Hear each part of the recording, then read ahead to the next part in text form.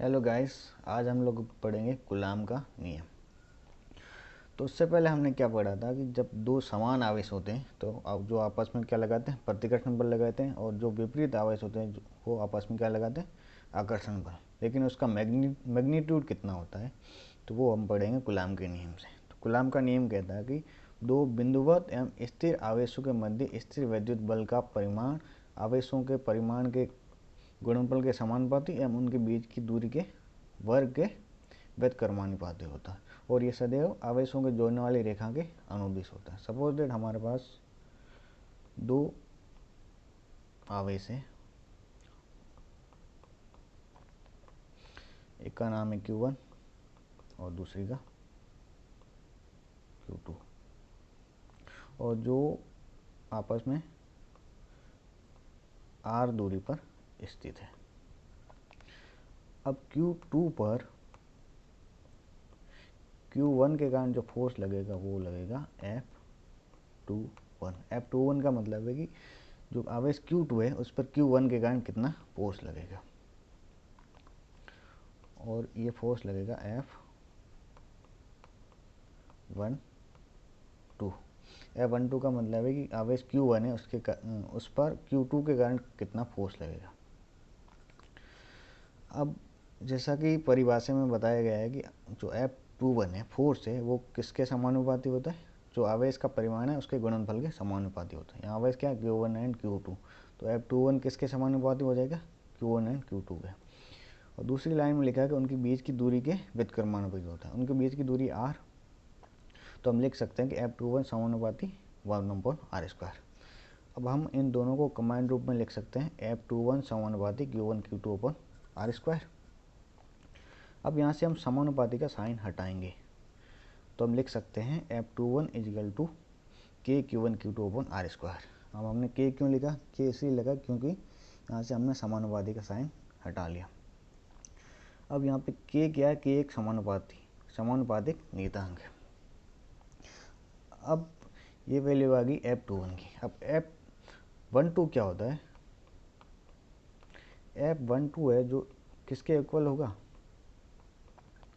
F21 के, लेकिन इसकी जो डायरेक्शन होगी वो कैसे होगी, उल्टी होगी। उल्टी क्यों होगी वो हम समझेंगे न्यूटन के थर्ड लॉ से। न्यूटन का थर्ड लॉ क्या कहता है कि जब भी कोई भी वस्तु है, सपोज दैट ये, उस पर हम F फोर्स लगाएंगे तो वो वस्तु अपने ऊपर -F फोर्स लगाएगी। मतलब उस फोर्स का मैग्नीट्यूड तो समान होगा लेकिन उसकी डायरेक्शन विपरीत होगी।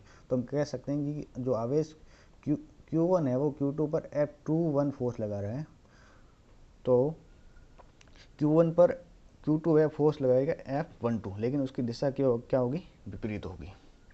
अब हम देखते हैं कि K की अलग अलग माध्यम में क्या क्या वैल्यू होती है।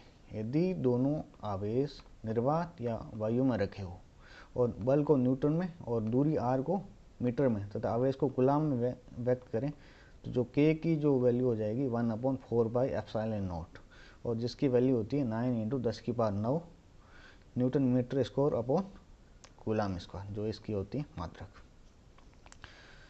अब यहाँ पे ε0 है, उसकी वैल्यू होती है 8.86 × 10⁻⁻12, और इसको बोलते हैं निर्वात की विद्युतशीलता। अब K की वैल्यू हम उस फोर्स के फॉर्मूले में रखेंगे तो हो जाएगी F0 = 1/4/ε0 Q1 Q2/r², और इसको इक्वेशन नंबर 1 नेम देते हैं। एक इसके लिए निर्वात या फिर वायु के लिए। अब हम देखेंगे यदि आवेश किसी अन्य माध्यम में रखे हो तब क्या होगा, तब K की वैल्यू हो जाएगी 1/4/ε0, और जहाँ ε m, और जहाँ ε m क्या है, माध्यम की विद्युतशीलता। अब K की वैल्यू हम फोर्स के फॉर्मूले में रखेंगे तो हो जाएगा F = 1/4/ε Q1 Q2/r², इसको इक्वेशन नंबर 2 नेम देते हैं। अब हम क्या करेंगे, जो equation number 1 upon equation number 2 करेंगे तो हो जाएगा F0/F =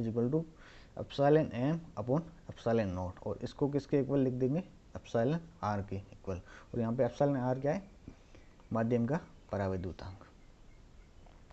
अब यहाँ से क्या करेंगे, जो एप्सिलॉन नॉट है वो यहाँ से क्रॉस मल्टीप्लाई कर देंगे, तो epsilon M is equal to हो जाएगा एप्सिलॉन नॉट एप्सिलॉन आर। अब इक्वेशन नंबर 3 की वैल्यू हम किस में पुट करेंगे, इक्वेशन नंबर 2, मतलब एप्सिलॉन एम का वैल्यू यहाँ पे पुट कर लेंगे, तो वो हो जाएगा F is equal to 1/4 by epsilon naught epsilon R Q1 Q2 upon R square, जैसा कि आप स्क्रीन पे देख सकते हैं।